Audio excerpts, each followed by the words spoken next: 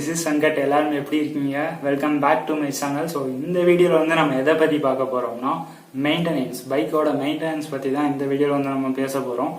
நம்மள பொதுவாக நிறைய பேர் வந்து ஒரு பொருள் வாங்குறதுக்கு முன்னாடி வந்து நிறையவே இன்ட்ரெஸ்டோட எடுத்து பேசிகிட்டு இருப்பாங்க. பட் ஆனால் அது வந்துருச்சுன்னா அதுக்கப்புறம் வந்து அவ்வளோ இன்ட்ரெஸ்ட் இல்லை, குறைஞ்சிரும். இப்போ நார்மலாக ஒரு ஃபோன்லாம் வாங்குறோம்னு வச்சுக்கோங்க, வாங்குற வரைக்கும் வந்து வாங்க போறோம்ட்டு பேசிக்கிட்டே இருப்போம். பட் ஆனால் வாங்கினதுக்கு அப்புறம் வந்து அவ்வளோவா இன்ட்ரெஸ்ட் இருக்காது, ஃபோன் பற்றி அவ்வளோவா பேச மாட்டோம். சப்போஸ் வந்து ஒரு வாரத்தில் கீழே விழுந்துருச்சுன்னா ஐயோ அம்மான்ட்டு என்னென்னமோ சொல்லி இது பண்ணுவோம்.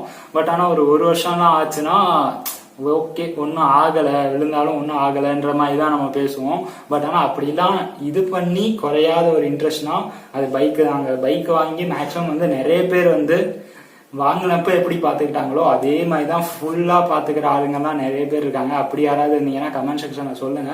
ஸோ எனக்குமே அப்படிதான். பட் ஆனால் என்ன, சில பேர் வந்து பைக் வாங்கினோடனே டெய்லி வந்து தொடப்பாங்க, என்னென்னமோ பண்ணுவாங்க. பட் ஆனால் கொஞ்ச நாள் வந்து அது வந்து கொஞ்சம் இதாயிரும், ஓரளவு வந்து கொஞ்சம் கேப் விட்டுருவாங்க. நானும் அப்படிதான் ஃபர்ஸ்ட் வாங்கின ஒரு கொஞ்ச நாள் வந்து தொடச்சேன்.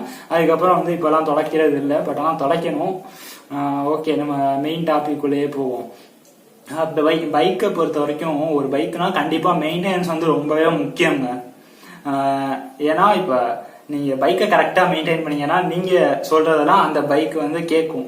பைக்கை கரெக்டா மெயின்டைன் பண்ணணும்னா பைக்கு சொல்றத நீங்க கேட்கணும். நிறைய செலவு எடுத்து விடும், நிறைய ப்ராப்ளம் வரும். ஸோ பைக்கை வந்து கரெக்டா மெயின்டைன் பண்ணுங்க. ஸோ அந்த இதுல வந்து எனக்கு எல்லாமே தெரியுமானா கண்டிப்பா தெரியாது. தெரிஞ்சதெல்லாம் உங்கள்கிட்ட வந்து நான் ஷேர் பண்ணிக்கிறேன், அவ்வளவுதான். இந்த மெயின்டெனன்ஸ் பொறுத்த வரைக்கும் ரெண்டு இருக்கு. ஒன்று வந்து ப்ரிவென்டிவ் மெயின்டெனன்ஸ், இன்னொன்று வந்து பிரேக் டவுன் மெயின்டெனன்ஸ். ப்ரிவென்டிவ்னா நம்ம எதுவும் ப்ராப்ளம் ஆகுறதுக்கு முன்னாடியே வந்து நம்ம சரி பண்ணிக்கிறது. அதாவது இப்போ ஒரு ஜென்ரல் சர்வீஸ்னா ஒரு 3000 கிலோமீட்டர்னா 3000 கிலோமீட்டர் தான் ஓட்டணும். நார்மலா இப்போ வந்து ஜென்ரல் சர்வீஸ் வந்து எல்லாருமே பண்ணுவாங்க கண்டிப்பா, ஓகேங்களா. நிறைய பேர் வந்து என்ன பண்ணுவாங்கன்னா இந்த ஃப்ரீ சர்வீஸ்லாம் முடிஞ்ச உடனே வந்து நிறைய பேர் வந்து சர்வீஸ்லாம் பண்றது கிடையாது. பட் ஆனால் அப்படிலாம் இருக்காதுங்க. மோஸ்ட்லி வந்து எல்லாருமே சர்வீஸ் பண்ணுங்கிறது வந்து என்னோட ஒரு இது. நார்மலா வந்து நிறைய ஒவ்வொரு பைக்குக்கு ஏற்ற மாதிரி வந்து சர்வீஸ் ஷெட்யூல் வந்து பண்ணுவாங்க. அந்த கொடுக்குற புக்லேயே வந்து தெரிஞ்சிருக்கும். 3000 கிலோமீட்டர்ன்ட்டு ஒரு பைக்குக்கு சொல்லியிருப்பாங்க, 5000 கிலோமீட்டர்னு ஒரு பைக்குக்கு சொல்லியிருப்பாங்க. ஃபர்ஸ்ட் சர்வீஸ் மட்டும் 1000 கிலோமீட்டர் அந்த மாதிரி வந்து சொல்லுவாங்க ஒரு மாசம். அதுக்கப்புறம் 3 மாசம் நீங்க ஃபர்ஸ்டே ஃபிக்ஸ் பண்ணிருங்க. நான் ஒன்னு கிலோமீட்டர் வைஸ் தான் நான் இது பண்ண போறேன், சர்வீஸ் பண்ண போறேன், இல்லைன்னா மாச கணக்குல தான் சர்வீஸ் பண்ண போறேன்ட்டு நீங்க ஃபிக்ஸ் பண்ணிட்டு கரெக்டா அந்த டேட் வர்றப்ப வந்து நீங்க சர்வீஸ் பண்றது வந்து ரொம்பவே நல்லது. ஏன்னா சில இதுல வந்து மாச கணக்குல தான் பாக்காங்க சில ஷோரூம்ஸ்ல. ஆனா ஒரு டைம் வந்து கொஞ்சம் ஓட்டலன்ட்டு நான் சர்வீஸ் வந்து பைய பண்ணுவோம்ட்டு போனா அடுத்த சர்வீஸ் லிஸ்ட்ல வந்து எழுதிட்டாங்க. அதுக்கப்புறம் என்னமோ சொல்லி மாத்த வச்சது. ஸோ நீங்க ஒன்னு கரெக்டா ஃபாலோ பண்ணிட்டு அதேபடி சர்வீஸ் பண்ணுங்க. ஸோ நார்மலா ஜென்ரல் சர்வீஸ்ல வந்து என்னென்னலாம் செக் பண்ணணும்னா இன்ஜின் ஆயில், அது வந்து நார்மலா எல்லாரும் மாத்துறது தான். இன்ஜின் ஆயில் வந்து என்னை பொறுத்த வரைக்கும் நீங்க ஸ்டார்டிங்ல என்ன யூஸ் பண்ணீங்கன்னா அதுவே எண்ட் வரைக்கும் கடைசி வரைக்கும் அதுவே யூஸ் பண்ணீங்கன்னா நல்லது. இன்ஜின் ஆயில் சப்போஸ் நீங்க மாத்திட்டே இருக்காதீங்க, ஒன்று மாத்தினீங்கன்னா அதே ஃபுல்லா யூஸ் பண்ணுங்க. ஸோ அது வந்து ஒரு இது.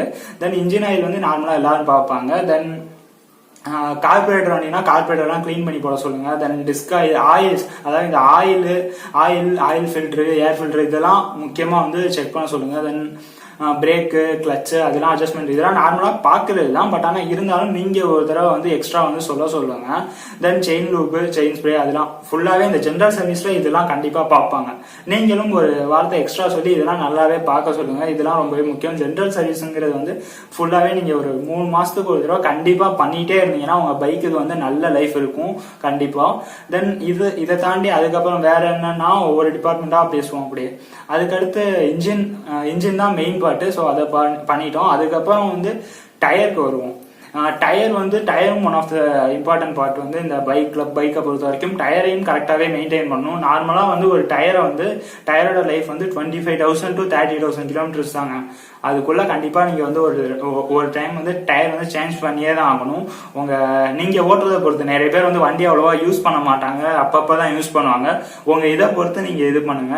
சப்போஸ் உங்க வண்டியில த்ரெட் எல்லாமே நல்லா இருந்துச்சுன்னா நீங்க ஓட்டலாம். த்ரெட் எல்லாம் போயிருச்சு, நான் 20,000 கிலோமீட்டர் தான் ஓட்டிருக்கேன், ஃபுல் த்ரெட் போயிருச்சுன்னா கண்டிப்பா நீங்க மாத்துறது வந்து நல்லது விஷயம்ட்டு நான் சொல்லுவேன். தென் டயர்ல வந்து ஏர் ப்ரெஷர், எப்பவுமே ஏர் ப்ரெஷர் வந்து கரெக்டா மெயின்டைன் பண்ணுங்க. நார்மலா வந்து நீங்க ஒரு 3 to 5 days இல்ல ஒரு வாரத்துக்கு ஒரு தடவையாச்சும் அட்லீஸ்ட் கண்டிப்பா ஏர் ப்ரெஷர் செக் பண்ணி மெயின்டைன் பண்ணுங்க. சப்போஸ் ஏர் ப்ரெஷர் கம்மியா இருக்கு, கரெக்டா மெயின்டைன் பண்ணனாலும் உங்களுக்கு மைலேஜ் டிராப் ஆகுறதுக்கு வந்து ரொம்பவே சான்சஸ் இருக்கு. தென் அது முடிச்சுட்டு செயின் டிரான்ஸ்மிஷன் லைனுக்கு வந்துடும். செயின் வந்து ரொம்பவே இம்பார்ட்டன்ட். செயின்ல வந்து நம்ம செயினை கரெக்டாக மெயின்டைன் பண்ணோம்னா ஒரு பக்கம் சவுண்ட் வரும், ஃபுல்லாக அந்த ஸ்ப்ராக்கெட்டே ஃபுல்லாகவே டேமேஜ் ஆகிறதுக்கு நிறைய சான்சஸ் இருக்கு. நார்மலாக வந்து இந்த செயின் லூப்பு செயின் ஸ்ப்ரேலாம் நிறைய பேர் வந்து இந்த சர்வீஸ் டைம் மட்டும் பண்ணுவாங்க, ஓகே தான். பட் ஆனால் நீங்கள் ரொம்ப ஸ்ட்ரெச் அடிக்கிறீங்க, அதாவது ரொம்பவே பைக்கை யூஸ் பண்ணுறீங்கன்ற ஒரு இதை பட்சத்தில் நீங்கள் ஒரு 1000 to 1500 ஒரு தடவை வந்து செயின் ஸ்ப்ரே இல்லை செயின் லூப் ஏதாவது ஒன்று அப்ளை பண்ணுறது வந்து ரொம்பவே நல்ல விஷயம்னு சொல்லுவேன். ஸோ நார்மலாக வந்து ஒரு செயின் ஸ்ப்ரே வந்து 180 rupees அந்த மாதிரி தான் இருக்கும். நீங்கள் வாங்கினீங்கன்னா ஒரு 4 times கூட நீங்கள் அடிச்சுக்கலாம். நிறைய பேர் வந்து அதே நிறைய வாட்டி கூட அடிப்பாங்க. நார்மலாக நீங்கள் கொஞ்சம் சுத்தவட்டே அடிச்சிங்கன்னா 4 times வரைக்கும் கூட நீங்கள் அடிக்கலாம். ஸோ செயினையும் வந்து கரெக்டாக மெயின்டைன் பண்ணுறது வந்து ஒரு ரொம்பவே நல்ல விஷயம். தென் நார்மலாக இதை தாண்டி வந்து ஓரளவு இந்த இப்போதான் இப்போ குவாரண்டைன்னால நிறைய பேர் வந்து வண்டியை எடுத்திருக்க மாட்டோம். ஸோ நிறைய ப்ராப்ளம் வரும். இப்போ இருக்கிறதுல நிறைய ப்ராப்ளம் என்னன்னா, நிறைய பேர் வந்து வண்டியே ஸ்டார்ட் பண்றது இல்லை. இப்போ வர வண்டிலாம் இப்போ நார்மலாக இந்த BS4க்கு அப்புறம் வர வண்டியில நிறைய வண்டி 150க்கு மேலே 150 cc மேலே இருக்க வண்டிலாம் கிக் ஸ்டார்ட்டுங்கிற ஒரு ஆப்ஷன் வந்து கொடுக்கறதே கிடையாது. ஓகேங்களா? ஸோ அப்படி இருக்கப்ப தென் பேட்டரி இருக்கிற பேட்டரி வந்து நார்மலாக இப்போ கொடுக்கறதுலாம் ஜெல் பேட்டரின்ட்டு சொல்லுவாங்க. ஸோ ஜெல் பேட்டரி தான் கொடுக்குறாங்க. அது வந்து இந்த ரொம்ப டைம் எடுக்காதனால பேட்டரி ட்ரைன் ஆகிறதுக்கு நிறையவே சான்சஸ் இருக்கு. ஸோ நீங்கள் ஒரு 2 to 3 daysக்கு ஒன்ஸ் ஆச்சும் பைக்கை ஸ்டார்ட் பண்ணி ஒரு 15 minutes வந்து ஐடில்லே அப்படியே ஓட விடுங்க. தென் ஒரு கான்ஸ்டன்டான ஒரு RPMல வந்து ரோல் பண்ணிட்டு இருந்தீங்கன்னா ரொம்பவே நல்லா இருக்கும்.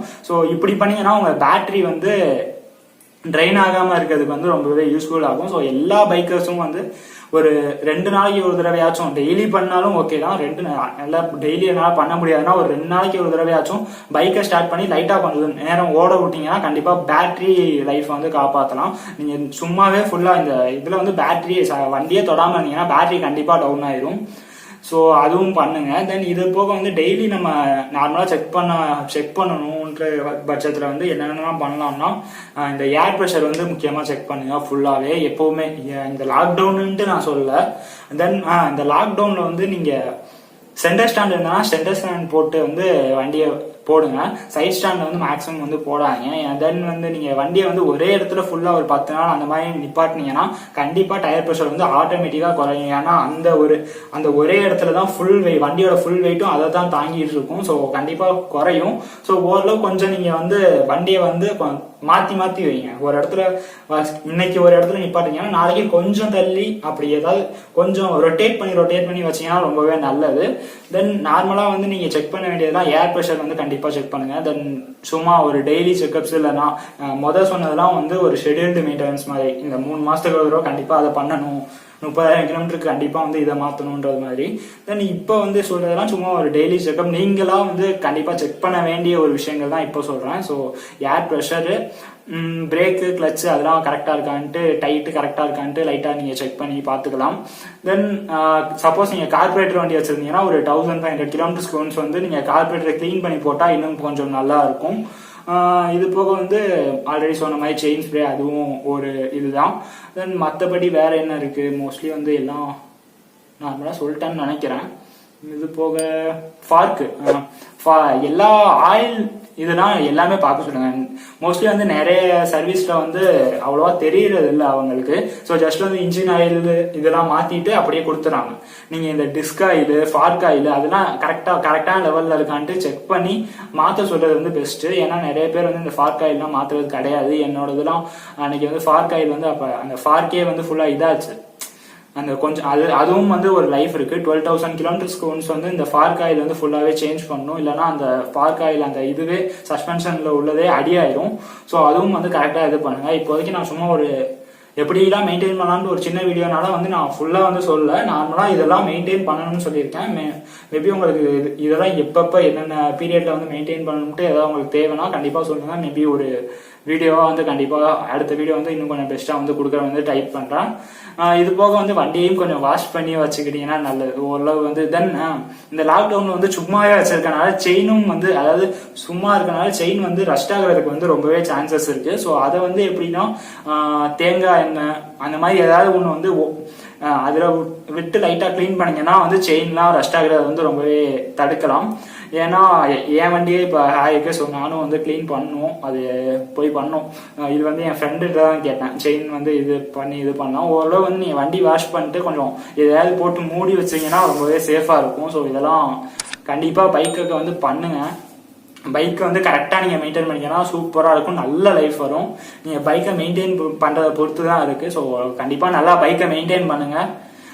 வண்டியை வந்து சேஃபாக ஓட்டுங்க. ரைடிங் ஹெல்மெட்லாம் கண்டிப்பாக போட்டு ஓட்டுங்க. ஸோ இந்த வீடியோ வந்து இதோட முடிச்சுக்கிறேன். சேனலுக்கு புதுசாக வந்துருங்கன்னா மறக்காமல் சப்ஸ்கிரைப் பண்ணிக்கோங்க. இன்ஸ்டாகிராமில் பேசணும்னா தாராளமாக வந்து பேசுங்க, நான் இன்ஸ்டாகிராம் லிங்க்லாம் கீழே கொடுக்குறேன். ஸோ இந்த வீடியோ இதோட முடிச்சுக்கிறேன். Bye by.